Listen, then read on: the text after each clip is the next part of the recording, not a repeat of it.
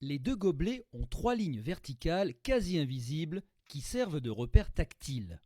Pour les identifier, pendant les explications, nous avons positionné une pastille blanche sur chacun d'eux.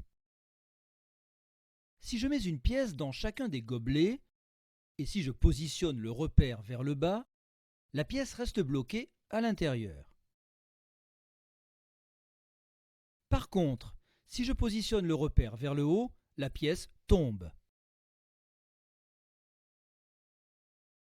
Pour commencer le tour, positionnez le gobelet à votre gauche, repère vers vos spectateurs, et le gobelet sur votre droite, repère vers vous. Préparez le tour en plaçant 5 pièces dans le gobelet sur votre gauche. Versez les pièces du gobelet dans votre main, repère vers le bas, afin de bloquer une pièce et montrer qu'il n'y a que 4 pièces. Placez les 4 pièces dans le gobelet de droite. Pivotez les deux gobelets d'un demi-tour. Vous allez donner l'illusion qu'une pièce voyage d'un gobelet à l'autre en retenant une pièce dans votre cylindre de droite et en libérant la pièce secrète de l'autre cylindre. Faites passer votre gobelet de droite à votre gauche et vice-versa en comptant les pièces. Remettez les pièces dans les cylindres et pivotez les deux gobelets d'un demi-tour.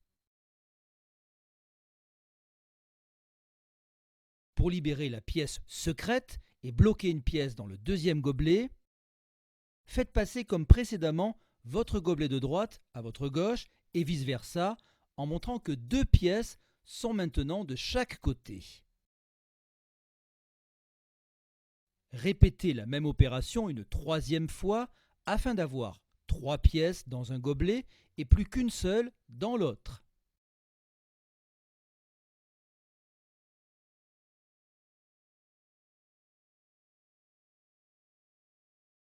Placez dans le gobelet contenant une pièce cachée les 3 pièces. Prenez la dernière pièce et mettez-la dans votre poche. Faites semblant de faire passer la pièce à travers votre pantalon jusque dans le gobelet.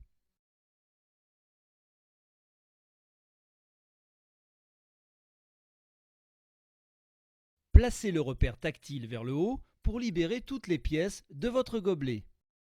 Vous donnerez ainsi l'impression que la pièce dans votre poche vient de voyager jusque dans le cylindre.